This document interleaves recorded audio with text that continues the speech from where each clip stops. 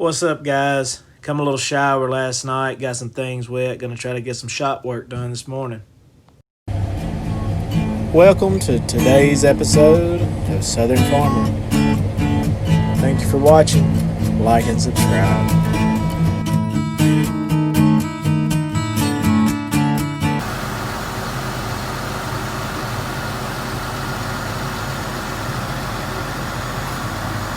Out there checking the hub oil. Glenn got me hooked up with the shop vac, which is not the stoutest, but desperately needs a little cleaning up.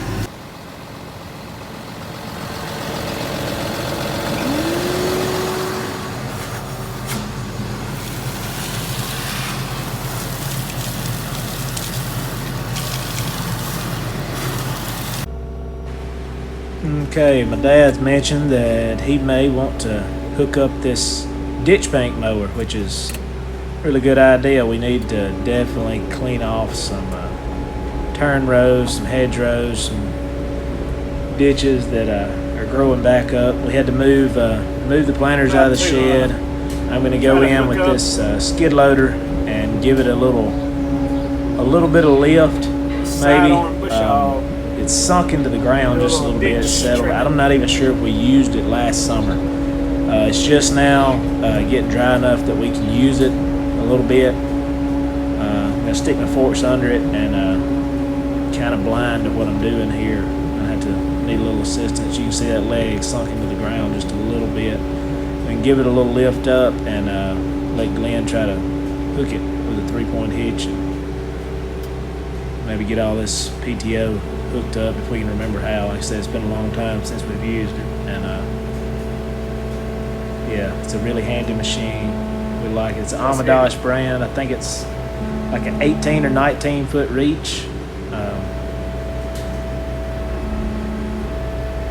Really nice machine. Let me pay attention to this.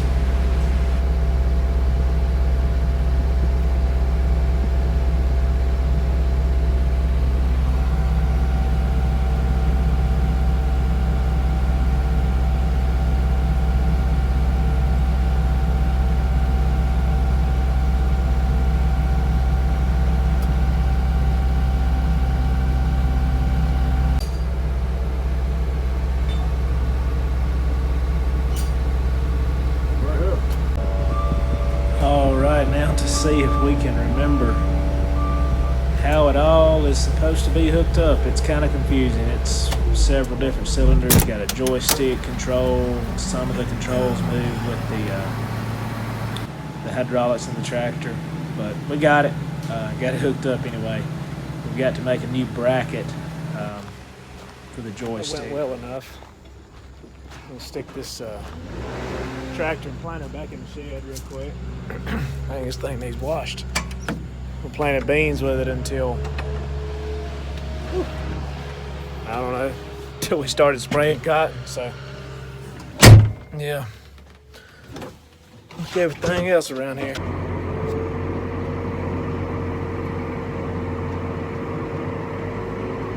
We'll pull it in the center of the shed, maybe to the left a little bit. I know. Watch the height on this rig. Yeah, now I'll be able to pull another grain buggy in. We use this shed right here beside the bins and the elevator and all that. We use this shed a good bit to during the winter, whenever we're hauling grain out to fill grain carts up, park them while we're waiting for more trucks to show back up. It's a lot faster, speeds all that operation up. Alright, we're going to start making the piece for the existing joystick bracket to operate the hydraulic It's not going to take much. We're going to be able to use most of the old piece that we originally had, which was made the same way. So trying to together as best we had, because it works, it's cheap, it's stuff, just scrap metal that we had laying around the shop. It's a lot of how we do most of it. We have like, with 15 guidance systems, we might have 3 store-bought brackets. We just do this right here all the time within the seams.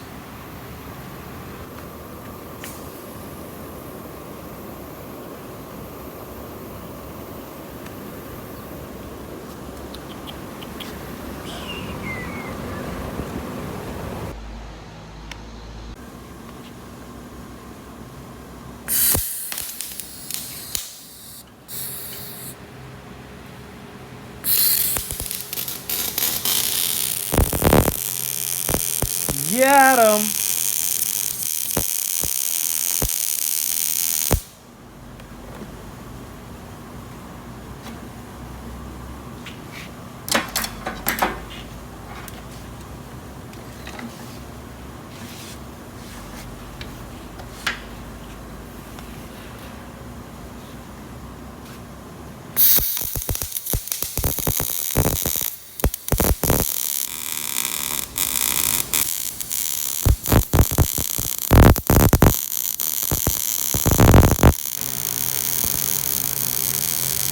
All right, that should do it.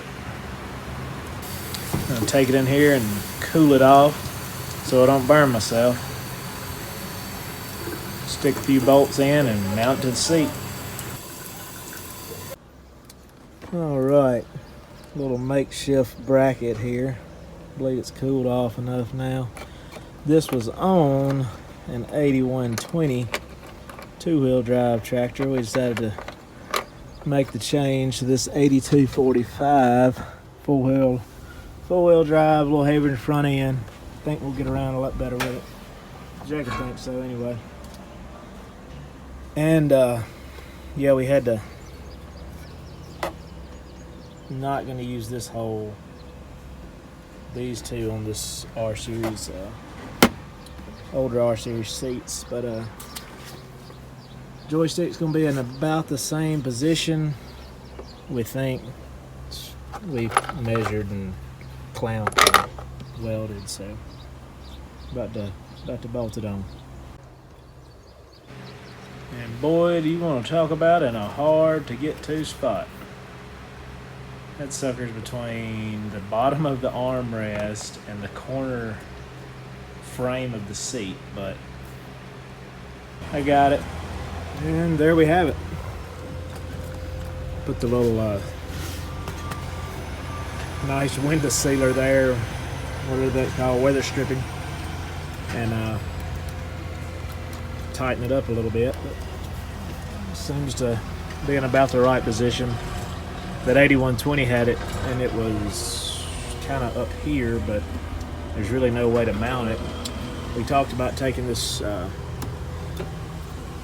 planner monitor off. Actually loosen that and tighten that back up, but talked about taking it off and putting it off of that bracket up in here, but then it would not move with the seat, and we wanted it to move up and down with the seat depending on different drivers, different preferences for seat height. So that's what we went with. It's a little thrown together, but I think it's going to work. Well, we drug it a little bit on the way out, but we got out.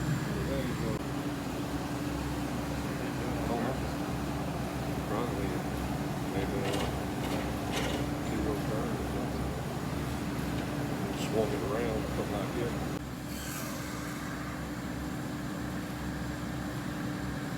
Getting all the air out of the lines, I guess, cylinders. We're about to figure it out. Technician didn't work.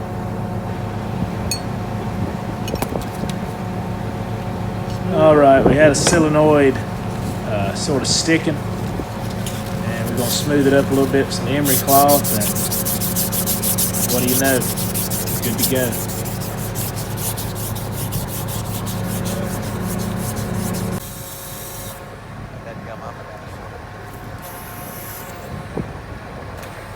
Gwen's still running out of learning how to recuperate.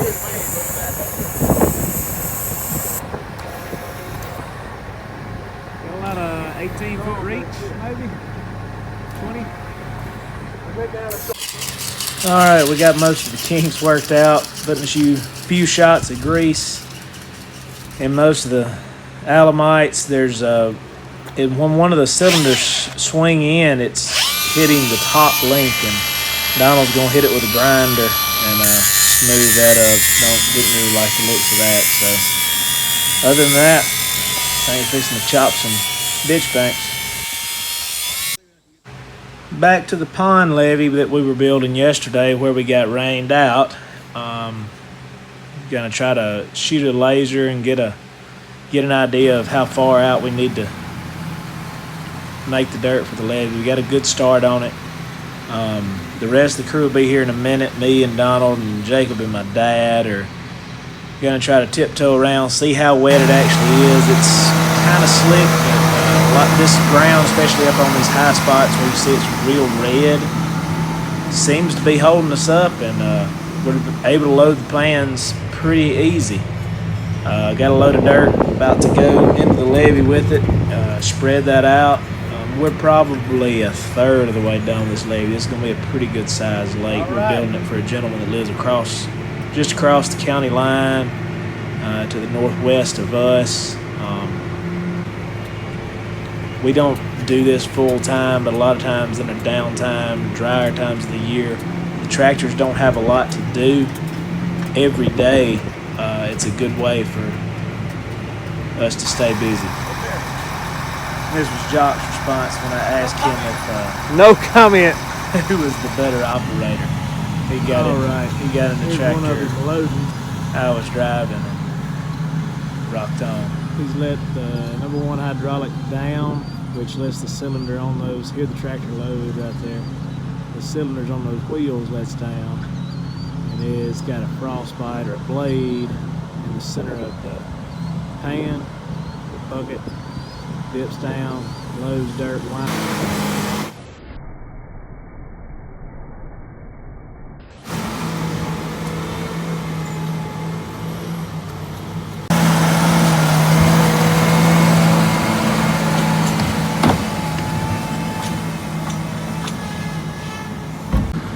Alright, you can see these flags, little pink ones, there.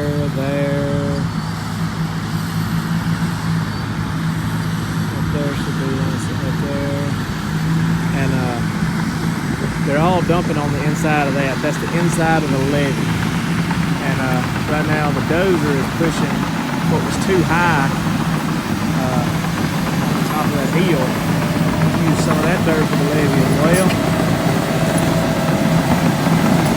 so it's not a steep drop off when you fall on the levee. Here's a big load of dirt. Going to add into the center of the levee. You really want some clay type dirt, not just pure sand, and that's why it's really important to dig down deep. A lot of places are sandier topsoil and more clay the deeper you get, which works really well.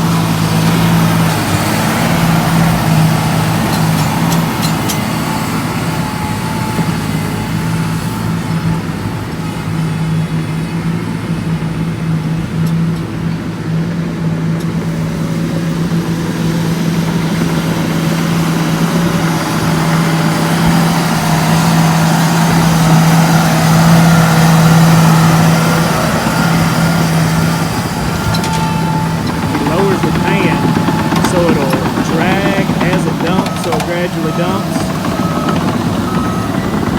where you can just lay a thin layer out. That way the track that they're running in remains smooth throughout the process of building the levee up.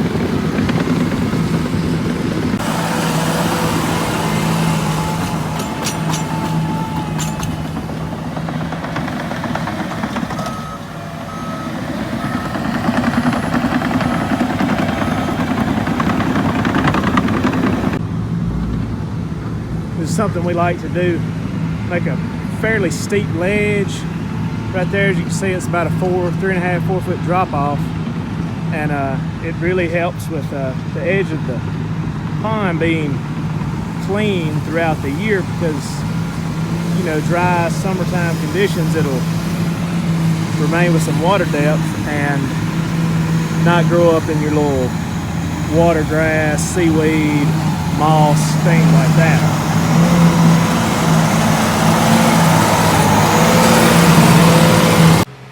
If you like this video, don't forget to hit the thumbs up button.